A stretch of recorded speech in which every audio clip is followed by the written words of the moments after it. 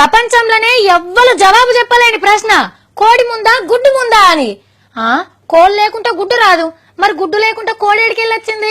ఇక మా సతిగాని అసుంటోని అడిగితేనైతే ఏది ముందైతే ఏముంది, కోడి లెగ్ పీసులు కంకినమా గుడ్లు కోలించుకొని తిన్నామా లేదా అనేదే ముఖ్యమంటాడు.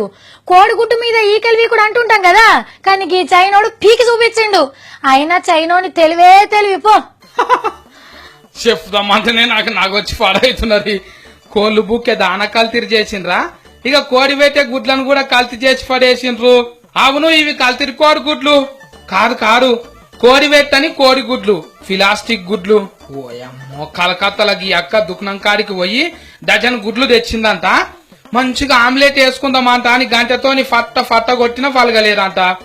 చీయ గుడ్ల ఏంటిదంట అని ఫస్ట్ ఫర్షాన్ అయ్యిందంట. దిమ్మడ కొడితే గప్పుడు వలిగిందంట.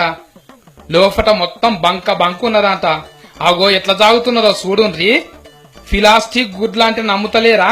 అక్క మోంబత్తి ముట్టించి గుడ్డు బోచను కాలుస్తున్న చూడుండ్రి. అగో ప్లాస్టిక్ గాలిపోయి ముద్ద అవుతున్నది.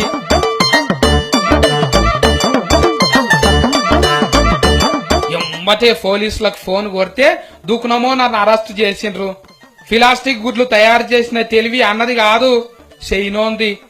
అగ్వకు అరేక్ మాల్ తయారు చేసినట్టే అగ్వల కోళ్లు అవసరం లేని గుడ్లను తయారు చేసి మన దేశానికి సప్లై చేస్తుండ్రంట. ఈ గుడ్లు తింటే మస్తు అపాయమంట. మీద తెల్లటి బొచ్చలు, లోపట సోనా, అడ్డమైన మందులతో తయారు చేస్తారంట. డఫుట్ కొట్టకుండా మంచిగా ప్లాస్టిక్ పూత పూస్తారంట. మనకు తెలవక ఉడకబెట్టుకోనో ఆమ్లెట్ వేసుకొని తింటే కడుపుల ప్లాస్టిక్ గోరం తయారైతదిగా.